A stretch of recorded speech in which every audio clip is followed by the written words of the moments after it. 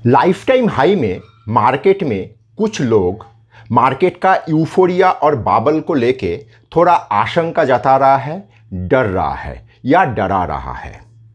आज का एपिसोड में हम लोग ये जानेंगे या समझेंगे कि ये आशंका कहाँ तक सच हो सकता है। तो चलिए शुरू करते हैं आज का एपिसोड।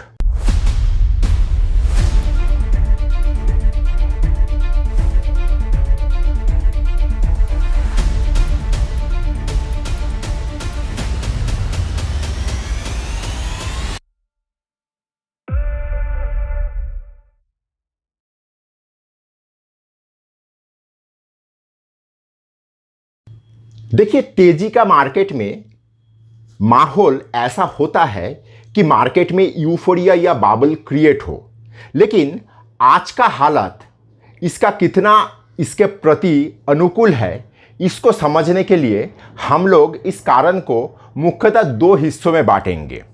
एक है इकोनॉमिक कारण और दूसरा है सिस्टम फ्रेमवर्क के कारण।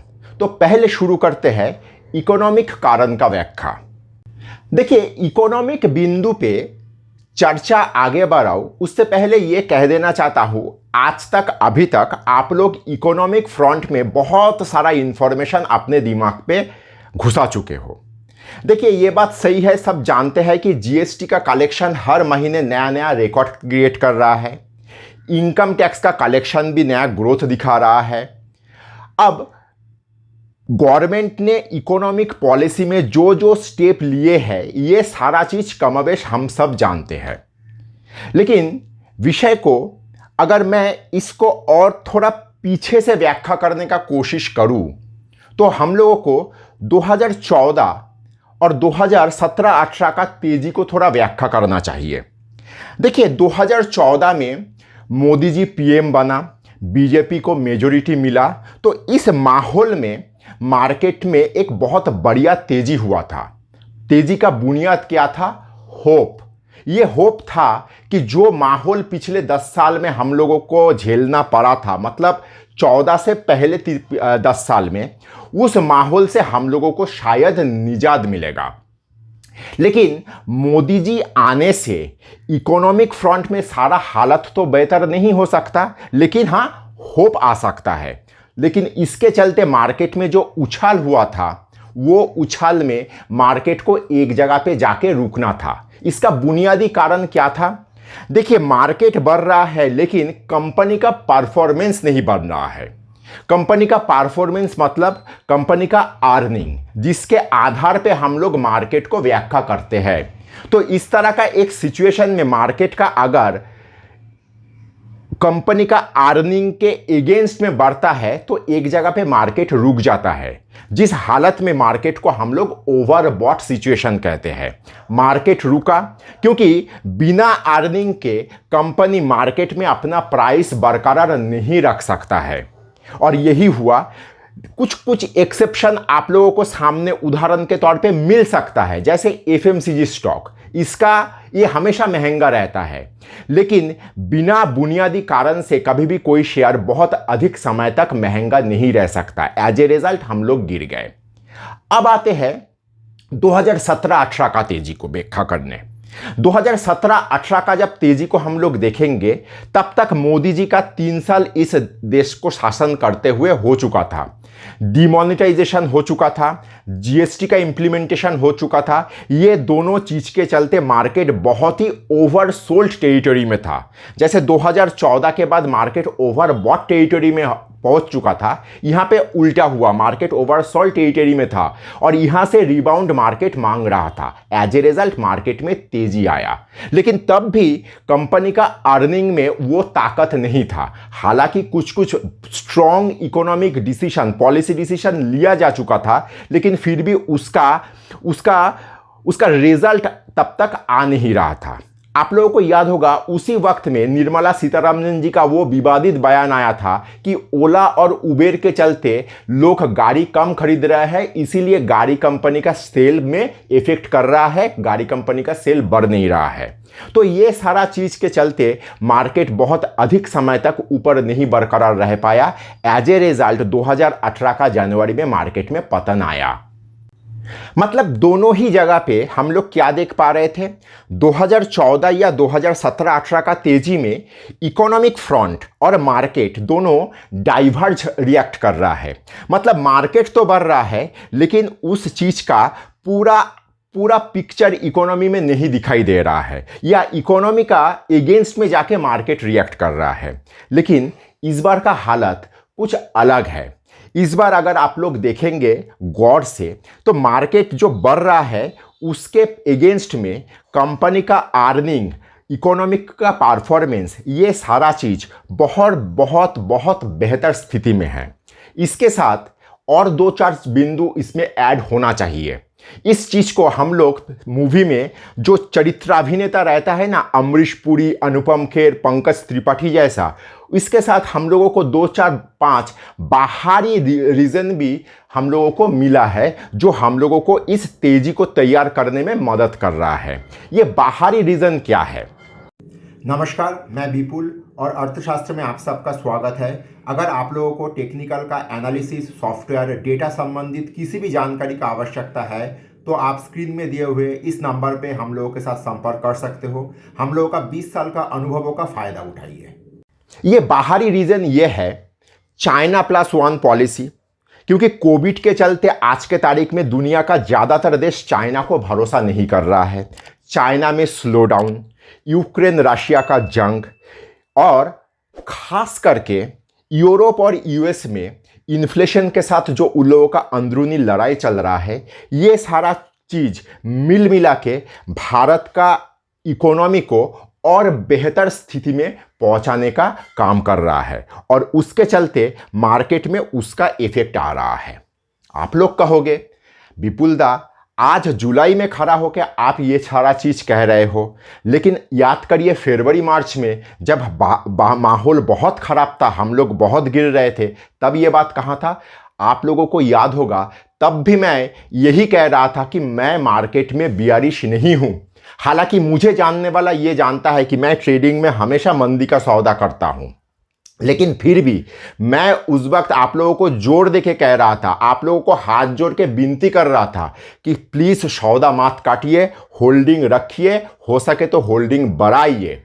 लेकिन बात ऐसा है, आप मान लीजिए एग्जामिनेशन का प्रिपरेशन कितना बढ़िया किए हो, इसका आकलन कब होगा? एग्जामिनेशन में ही तो होगा। उसका रिजल्ट जब आएगा तभी हम लोगों को पता चलेगा कि आपका एग्जामिनेशन का प्रिपरेशन कितना बढ़िया था। फरवरी मार्च में जो स्थिति से हम लोग गुजर रहे थे, तब हम लोग का सारा चीज़ सेट था। सिर्फ एक ट्रिगर का आवश्यकता था जहां पे हम लोगों को ये उछाल मिले। दूसरा और एक चीज़ दिमाग में रखिए, ये सारा चीज तो एक आध दिन का नहीं है जितना पॉजिटिव चीज आप लोगों को मैं गिनाया, लेकिन उसके चलते भी हम लोग क्या कभी गिरेंगे नहीं? हाँ, गिरेंगे। देखिए आज के तारीख में ग्लोबलाइजेशन का ज़माने में कब कहाँ से कौन सा एक चीज़ आ जाए। हो सकता है कि आज के तारीख में दुनिया का किसी कोने में कोई एक नया बीमारी पनप रहा है। हो सकता है कि दुनिया का किसी दूसरे हिस्से में रशिया यूक्रेन जैसा कोई जियोपॉलिटिकल एक सिचुएशन अराइज करे जो दुनिया को बहुत अलग तरीके से प्रभावित करे। उसके चलते हम लोग गिर सकते हैं।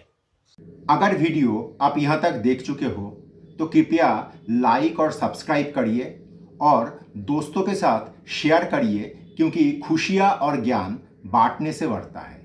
तो परिस्थिति दुनिया से कब कैसे आए तो उसको हम लोग कभी भी आकलन नहीं कर सकते और उसके चलते हम लोग रिएक्ट करेंगे, हम लोग करेक्ट करेंगे, लेकिन हम लोगों का मार्केट में क्रैश होने का संभावना बहुत कम है।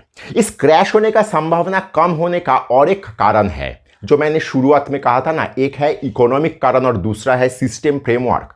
अब आते हैं ये दूसरा कारण का व्याख्या में, सिस्टम फ्रेमवर्क। देखिए सेबी को लेके बहुत लोग बहुत तरह का बात कहते हैं, लेकिन मैं ये मानता हूं कि आज के तारीख में भारतीय मार्केट को सेबी ने जिस तरीके से नियम कानून में बांधा हुआ है, जहां पे कोई भी लूप होल का गुंजाइश नहीं रखा है। बहुत सारा चीज तो गिनाया जा सकता है, लेकिन मैं सामने से जो चीज को महसूस कर पाता हूं, देख पाता हूं, वो ये है कि आज सेबी ने मार्केट में जिस तरीके से मार्जिन सिस्टम आर्किटेक्चर डिजाइन करके रखा है ना, यहाँ पे कभी भी कोई बबल या यूफोरिया क्रिएट होने का जगह नहीं बना। जैसे पहले का जमाने में क्या होता था, ब्रोकर ए क्लाइंट को लुभाने के लिए कहता था कि मार्जिन का मैं 5 टाइम एक्सपोजर दूंगा, तो अचानक ब्रोकर बी आके कहता था कि मैं मार्जिन का 7 टाइम एक्सपोजर दूंगा, क्योंकि क्लाइंट को लालायित करने के लिए, ललचाने के लिए ये सारा पॉलिसी था। लेकिन आज के तारीख में ए चाहे कितना भी बड़ा ब्रोकर हो और बी चाहे कितना भी छोटा ब्रोकर हो, सेबी ने इस आर्किटेक्चर में सब दोनों को एक बराबरी जगह पे आके रख दिया। यहाँ पे आज के तारीख में कोई भी ब्रोकर आपको ये नहीं कह सकता कि आपका मार्जिन के अगेंस्ट में मैं 5 times, 10 times, 12 times, 15 times exposure दूंगा। कानूनन आधार पे अगर हम लोग देखें तो ये पॉसिबल ही नहीं है।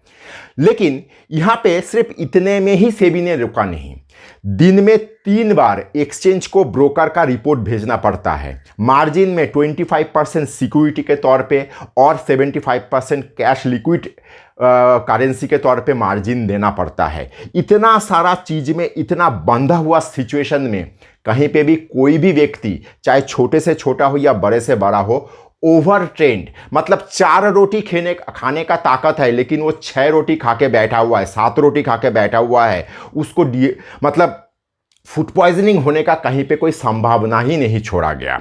तो इस तरीके से अगर मैं इसको व्याख्या करूं, आप लोग गौर करिए, फरवरी महीने में अदानी का प्रकरण आया, फरवरी महीने में यूएस यूरोप में बैंकिंग क्राइसिस आया, ये सारा चीज में हम लोग गिरे अवश्य थे, लेकिन मार्केट में कोई कहीं पे भी कोई हाहाकार नहीं मचा था। क्यों? क्योंकि पहले से सिस्टम को ऐसे चेक बैलेंस करके रखा हुआ था कि किसी ने भी अपना कैपेसिटी के बाहर जाके कुछ भी नहीं कर पाया, ना क्लाइंट कर पाया, ना ब्रोकर कर पाया। तो यहाँ तक मैं मानता हूँ कि सिचुएशन को जिस तरीके से बांधा हुआ है, इसमें कुछ खराब होने का गुंजाइश नहीं है। इसके बाद भी मैं बोलता हूं, मार्केट में क्या यूफोरिया या बाबल नहीं क्रिएट होगा? अवश्य होगा, लेकिन उसके लिए अभी काफ़ी समय है। आप लोगों को याद होगा, पिछले साल अगस्त या सितंबर महीने में मैं आप लोगों को कहा था कि डिफेंस स्टॉक में खासा नज़र रखिए, हो सके तो डिफेंस स्टॉक में अपना पोजीशन तैयार करिए। आज 2023 का जुलाई में आके हम लोग क्या देख पा रहे हैं? डिफेंस स्टॉक अनाप शनाप प्राइस में पहुंच रहा है। इसमें शायद शब्द मैं इसलिए प्रयोग कर रहा हूं, अभी भी इसमें ऊपर में काफी कुछ जाने का जगह है कुछ स्टॉक में, तो शायद एक बाबल जैसा क्रिएट हो रहा है। ये मेंटेन नहीं रह पाता, क्योंकि जो चीज हो रहा है इसका इफेक्ट हम लोगों को मिलेगा आगे जाके। हैल के साथ अगर जी का कहीं पे कोई करार हो रहा है तो कल से तो इंजन बनना स्टार्ट नहीं होगा, ये इंजन बनने में अभी 3-4 साल है, लेकिन मार्केट पहले ही इसको लेके मतलब बहुत ही ज़्यादा उछल कूद शुरू कर रहा है। इसका रिएक्शन मार्केट देगा। आप लोगों को 3 साल पहले IRCTC का याद करिए, या आपका रिलैक्सो फुटवेयर, डिवीज लैब का याद करिए। हर कंपनी खराब नहीं हो गया, लेकिन मार्केट कभी भी ज़्यादा महंगा शेयर को ज़्यादा दिन तक महंगा रखने नहीं देता है। तो डिफेंस स्टॉक में इस तरह का एक हालत तैयार हो रहा है, लेकिन तैयार तो रातों रात नहीं हुआ, तैयार हो रहा है, मतलब एक करीब साल भर समय लगा। तो हम लोग ये मानते हैं कि मार्केट में यूफोरिया हो या बबल हो, जो कुछ भी क्रिएट हो, उसके लिए हम लोगों के सामने काफ़ी समय अभी बाकी है। पहले से ही, अभी से इसको लेके ज़्यादा पैनिक मत करिए। मार्केट में काफ़ी कुछ सुधार हो चुका है, मार्केट बहुत ही स्ट्रेट वे में चल रहा है। यहाँ पे करेक्शन आना स्वाभाविक है, लेकिन मार्केट में बहुत बड़ा कुछ क्रैश आना शायद आज के ये हालत में जो बिंदु को आप लोगों के सामने मैं उपस्थित किया, इस बिंदु के आधार पे कहा जाए तो पॉसिबल नहीं है। आशा करता हूँ मेरा इस व्याख्या को आप लोगों को अच्छा लगा। धन्यवाद।